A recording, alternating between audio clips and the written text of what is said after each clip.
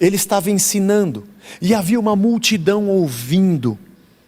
E disse Lucas que o poder estava com ele para curar. Sabe que nós temos uma dificuldade? Nós achamos que cura é apenas quando estava doendo e não está mais. É somente quando não andava e agora anda.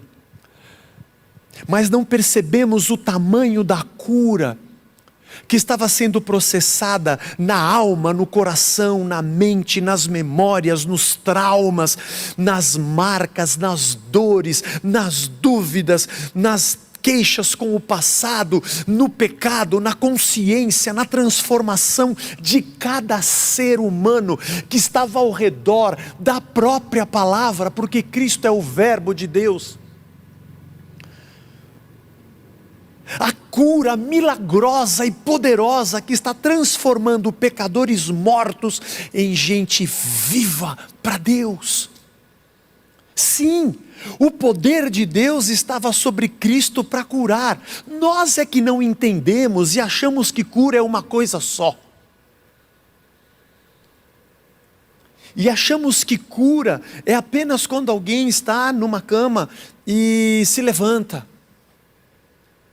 É por isso que nós vemos tanta gente hoje que fala: meu Deus, aleluia, Jesus, glória a Deus, mas suas atitudes são atitudes de um crápula, odioso, asqueroso, nojento, inescrupuloso, porque ele se preocupa com as evidências externas, mas o poder que estava em Cristo para curar, enquanto ele pregava, essa verdadeira cura, que se processa dentro do ser humano, que vem da morte para a vida, não está acontecendo.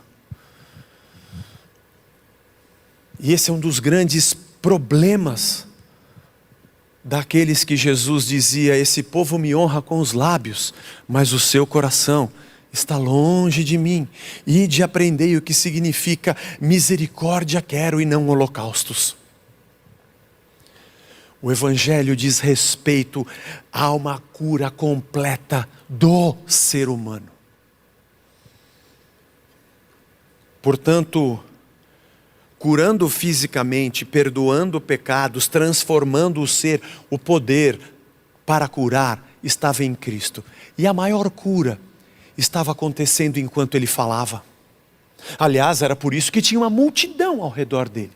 Hoje é muito comum nós vermos uma multidão reunida onde existem sinais, mas aqui havia uma multidão reunida enquanto ele falava, enquanto ele ensinava, enquanto o seu reino e o evangelho do reino transformava pessoas. Eu quero estar perto de pessoas que querem ser transformadas em novas criaturas e querem viver em torno da palavra e em torno do Rei. Você entende o quadro que Lucas está pintando para Teófilo? A segunda coisa interessante é que diz o texto que Jesus viu a fé deles. Ele viu descendo, os caras descendo pelo telhado, abre, desce, vem mais para cá, não, segura um pouco a sua corda, ele vai cair, segura, vai. A gente segura aqui agora, pode soltar, tranquilo, relaxa, estamos aqui, chegou, pode puxar a corda. Assiste daí de cima, não tem lugar aqui. Fica aí, ó, os quatro cabeças aí olhando para baixo. Deve ter sido uma cena sensacional essa.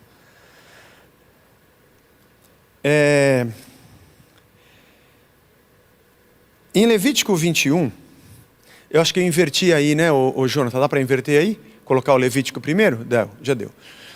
Essa era a lei, né? O Senhor disse a Moisés: fala a Arão, dizendo: nenhum dos seus descendentes nas suas gerações, em quem houver algum defeito, se aproximará para oferecer o pão do seu Deus. Era o pão da propiciação que ficava no templo. Pois nenhum homem em quem houver defeito se aproximará, seja um homem cego, coxo, de rosto mutilado ou desproporcionado, ou homem que tiver o pé quebrado ou mão quebrada, que for corcunda, anão, que tiver defeito nos olhos, sarna, feridas na pele, ou que tiver testículo esmagado, nenhum homem da descendência de Arão, o sacerdote, em quem houver algum defeito, se aproximará para oferecer as ofertas queimadas ao Senhor. Ele tem defeito, não se aproximará para oferecer o pão do seu Deus. Eu vou ler só até aqui. Mas você pode ler, nós lemos na semana passada. Aliás, falamos sobre Hebreus capítulo 10. Você que é um cristão, se você não estudou o livro de Hebreus e o livro de Romanos, você precisa fazê-lo, porque ele é fundamental para a sua conversão. Porque o livro de Hebreus nos fala a respeito disso. E nos fala que o templo e as coisas que aconteciam no templo são uma parábola para a verdade do Evangelho. Aliás, o livro de Hebreus explica o Antigo Testamento. E a figura de que o sacerdote deveria ser puro e perfeito quando ele estivesse oficiando ao Senhor. E o fato de ter um defeito era um símbolo, um sinal, para que nós compreendêssemos que a obra de Deus é uma obra santa. E o verdadeiro defeito é o pecado. O verdadeiro defeito não é o defeito físico. Obviamente que naquela época, antes da manifestação de Cristo, essa lei era um símbolo de que o pecado é o defeito que faz separação entre nós e o nosso Deus. E o livro de Hebreus diz que aquilo era uma imagem do que hoje é a realidade. Mas aqui eu vou dizer a você o que acontecia nos dias de Jesus. Nos dias de Jesus, as pessoas, essa lei que dizia respeito ao sacerdote no templo, passou a ser uma coisa corrente para todo o povo. E sempre que viam alguém que era paralítico, aleijado ou cego de nascença, eles acreditavam que aquilo era uma punição por um pecado. Lá em João 9, de 1 a 3, olha que interessante. Enquanto Jesus caminhava, havia um homem cego de nascença. E os discípulos perguntaram: Mestre, quem pecou para que esse homem nascesse cego? Ele ou os pais dele? E Jesus respondeu: nem ele pecou, nem os pais dele, mas isso aconteceu para que nele se manifestem as obras de Deus. O que Jesus está dizendo aqui, aliás, o que aconteceu aqui, é o que estava na cabeça dos discípulos. Isso era comum no primeiro século. Aliás, os intérpretes da lei acreditavam que o feto no ventre da mulher já poderia pecar. Por isso os discípulos de Jesus, que tinham esse ensinamento, perguntaram: quem pecou para que ele nascesse cego? É uma maldição porque ele pecou no ventre, ou maldição porque os pais pecaram? Essa era a crendice da época. E Jesus: não é isso não. Todos vocês nasceram em pecado, para que a glória de Deus se manifestasse. Vai se manifestar nele, vai se manifestar em todo mundo. Mas eles acreditavam. Então o paralítico era também uma pessoa excluída de certa forma. Ele não servia para o serviço no templo, e as pessoas olhavam e se perguntavam: ou ele pecou ou os pais pecaram, tem maldição aí. Portanto, aquele cara, quando desce pelo teto, na sua mente, na sua cultura, na sua crendice, como daqueles que o ajudaram, algum pecado tinha acontecido para que ele nascesse daquele jeito. A primeira coisa que Jesus diz a ele é a verdadeira e definitiva cura do ser humano. Quando ele diz: filho, os teus pecados estão perdoados.